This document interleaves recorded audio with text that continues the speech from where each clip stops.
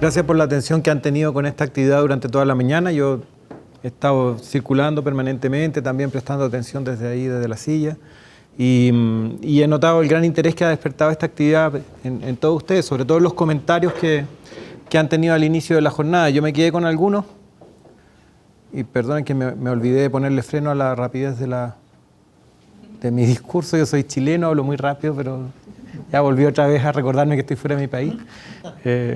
A pesar de que con uno de sus colegas conversábamos sobre el vino chileno ahí en el entremedio, entonces me sentía como que ya estábamos en Santiago de nuevo.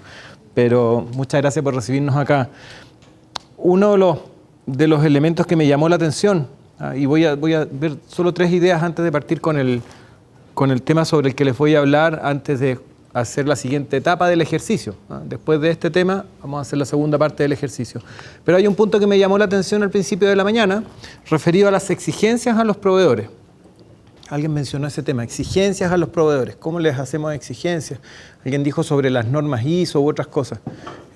Sobre eso me permitiría reflexionar respecto a que en contratación pública permanentemente les hacemos exigencias a los proveedores.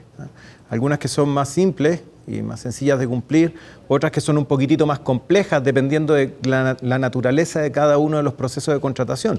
Por cierto que para procesos sencillos hacemos exigencias sencillas, pero para procesos más complejos tendremos que hacer exigencias más complejas. Entonces, yo los invitaría a tener ese tipo de reflexión cuando pensamos en qué cosas exigimos, qué certificaciones exigimos o cómo consideramos la norma para hacer exigencias a los proveedores. Luego de eso algo mencionaron sobre dividir en lotes, y yo tenía unas ganas de hablar, pero todavía no me ponían el micrófono que va para la grabación, así que no se habría escuchado nada.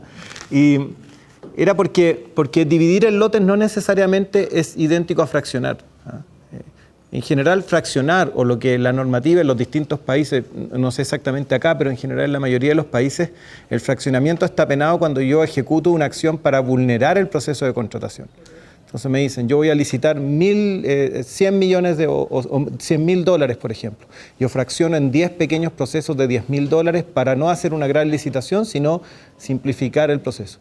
Pero dividir en lotes no es exactamente eso. Dividir en lotes es pensar que tengo una licitación importante y en el marco de esa importante licitación yo establezco prácticas para que proveedores que no tienen la capacidad de surtir todo puedan igualmente adjudicarse. Típicamente, convenio marco, por ejemplo.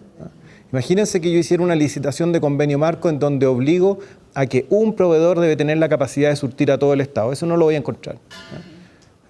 A menos que haga un convenio marco de vehículos, cosas así un poco más grandes, donde el ticket es mucho más grande. Pero habitualmente también estamos, de alguna forma, generando pequeños lotes en contratación. En el caso de Chile, un muy buen ejemplo, que es un caso de estudio en las universidades, es lo que se hizo hace algunos años atrás. Varios ya, porque ya han pasado... con la alimentación escolar, en donde había proveedores que no se presentaban permanentemente en las regiones más alejadas del país. Chile es un país largo y angostito. El que vaya a Santiago tiene la suerte de tener la nieve y tener la playa al lado, pero por el otro lado es un país muy largo, entonces los procesos de distribución son complejos, a veces las regiones más extremas no son un buen negocio, entre comillas, para las empresas. Y en esa licitación se hizo una división por lotes. Usted se quiere adjudicar la región principal, se quiere adjudicar la región de Valparaíso, bueno, entonces tiene que ofertar en la región de Aysén u otra que está más alejada. Y ahí no hay fraccionamiento, es una única licitación. Eso me lleva a la tercera reflexión sobre esto de los proveedores, que es cómo nos cuidamos, y alguien lo mencionaba, bueno, los proveedores... Creo que el colega que está acá lo mencionó, el caso de que los proveedores contratan de repente personas y las ponen en las empresas, pero que cuando me fiscalizan me dice, oiga, pero esa persona tiene que estar dentro del proyecto que está usted licitando. No sirve que solo esté contratada por la empresa, sino que tiene que ser parte del equipo.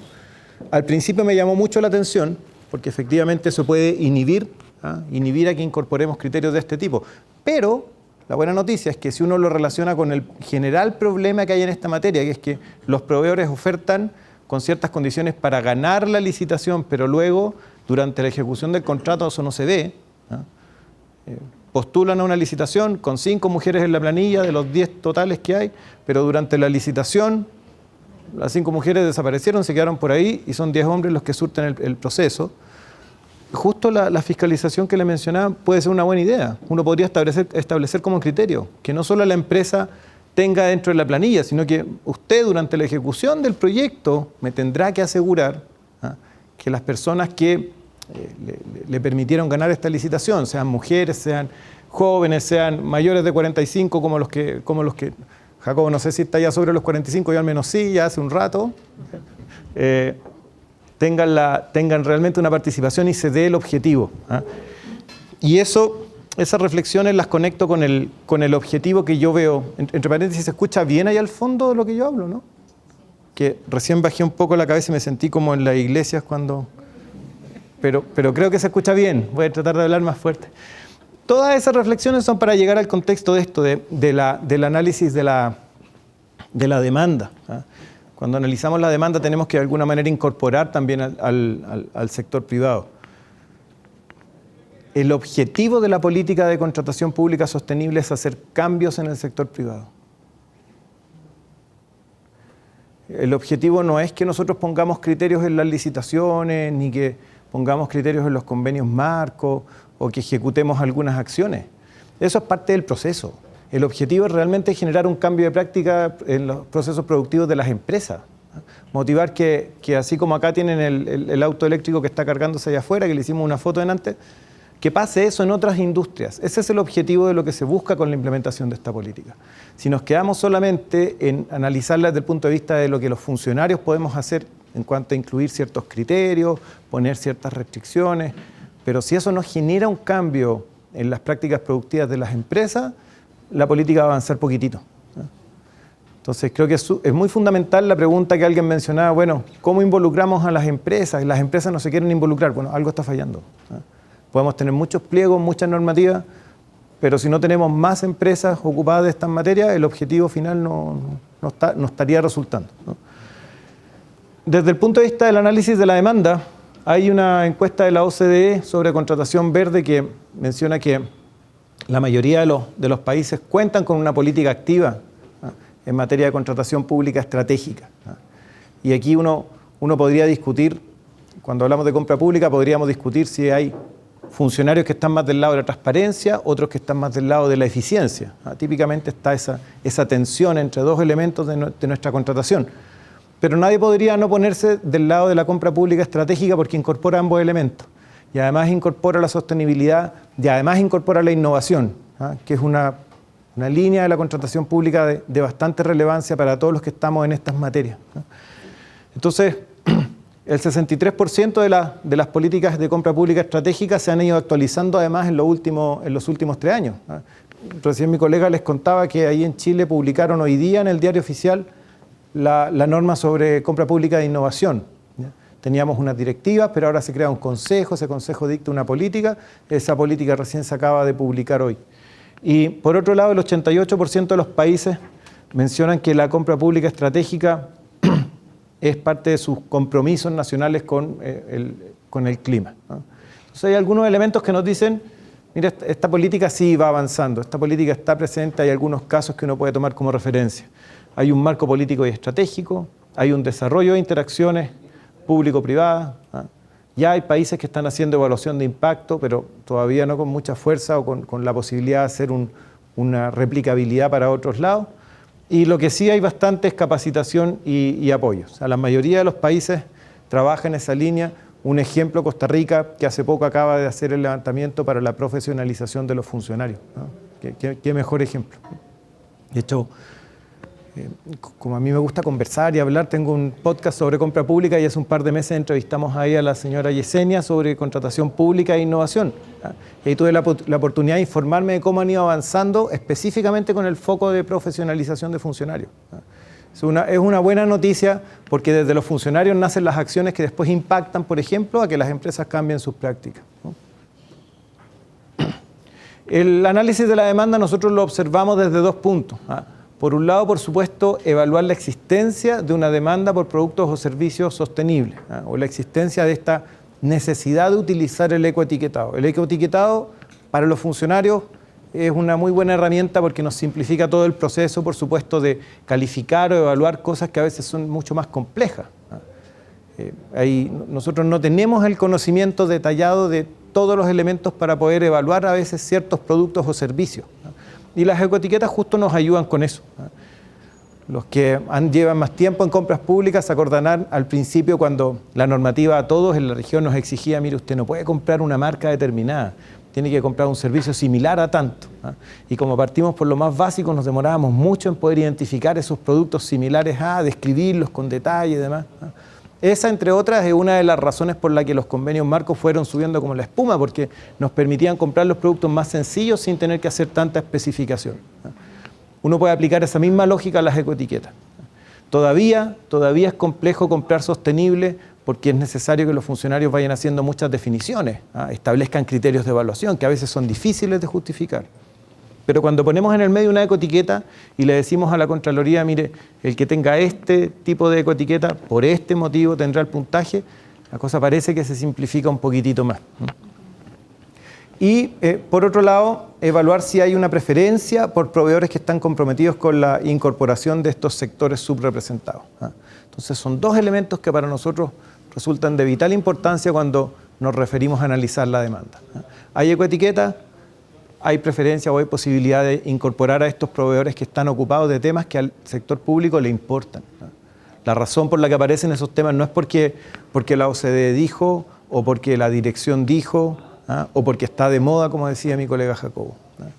Esto sube a la agenda porque el gobierno tiene una política de gobierno, tiene un plan estratégico para ejecutar ciertas políticas y dentro de esas, por supuesto, contratación pública no se puede quedar atrás, tiene que contribuir al desarrollo de esas políticas, en elementos como este, incorporar a los sectores subrepresentados, a los que pasamos los 45.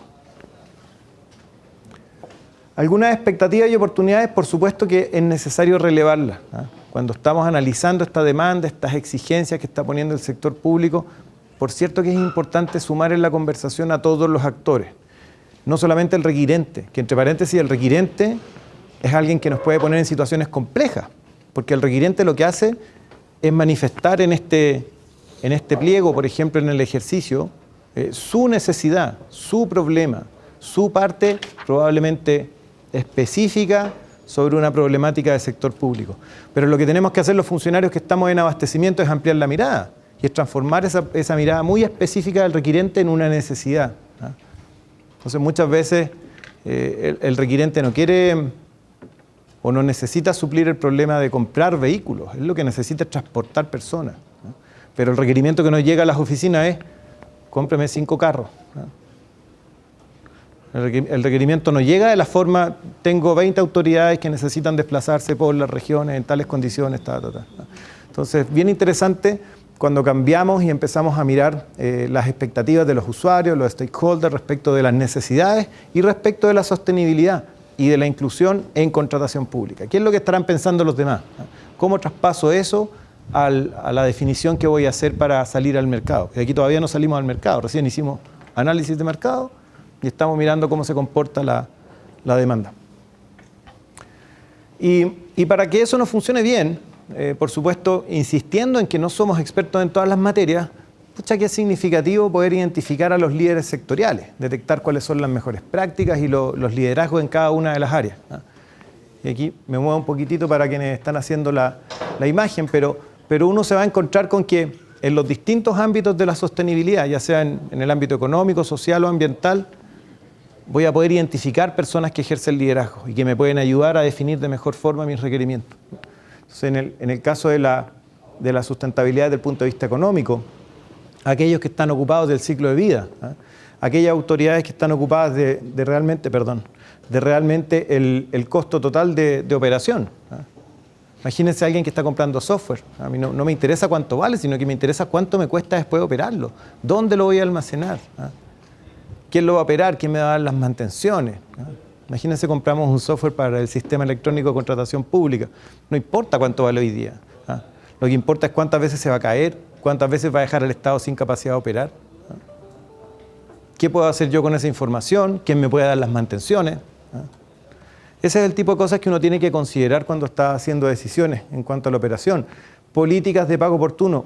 Evidente, en cada uno de los gobiernos hay alguien que es el que está llevando la agenda política y de gestión de las pequeñas empresas, por ejemplo. Y siempre vamos a encontrar un garante del pago oportuno. Sumemos a esas personas a la conversación. Los gremios, por supuesto, la planificación y el presupuesto.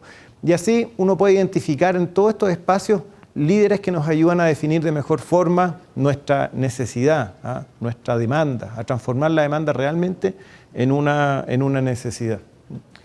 En el caso de los conceptos ambientales, por supuesto, ¿qué ejemplo más claro que el ecoetiquetado? Pues la razón por la que estamos en estos talleres. Uno puede encontrar ayuda, opinión ahí de GIZ, de EcoAdvance y de los que están coordinando para la ejecución de estas actividades. Y con eso tener mejores insumos para poder identificar entonces la demanda.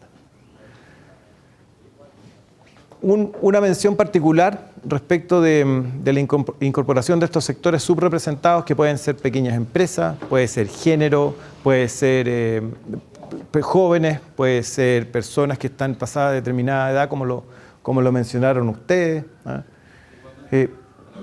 Esto se toma en consideración nuevamente no por cumplir con alguna exigencia, sino que se toma en consideración porque reporta un beneficio para el proceso de contratación pública. En mi país, por ejemplo, las pequeñas empresas son muy valoradas en compra pública porque responden de mejor forma a los requerimientos particulares de cada uno de los municipios, ¿no? Los atienden mejor, están más cerca físicamente para poder atender y dar soporte en algunos casos, ¿ah? O son empresas que tienen un proceso productivo mucho más flexible y pueden adecuar sus procesos a las necesidades de esos compradores bien particulares. Por otro lado, las pequeñas empresas son relevantes porque ofrecen puestos de trabajo, ¿ah? Son el principal actor en el marco de la generación de empleo en los países. En el caso de Chile, más del 80% de los empleos proviene de pequeñas empresas. Entonces, esa es la razón por la que nosotros incorporamos a estas pequeñas empresas en los procesos de contratación pública, porque aportan un beneficio final a la economía. En el caso de la incorporación de mujeres también hay indicadores que lo respaldan, ¿ah? Y por supuesto que esta integración en los más distintos ámbitos naturalmente tiene que ir de la mano de una política de gobierno, ¿ah? Uno no esperaría que los funcionarios de abastecimiento comencemos unilateralmente a poner todos estos criterios dentro de los procesos, ¿ah? Uno lo que espera es que tengamos una mirada general de cuáles son las políticas que está impulsando el gobierno, cómo esas políticas se plasman en un plan estratégico y desde ese plan estratégico recién bajar a nuestros requerimientos de compra.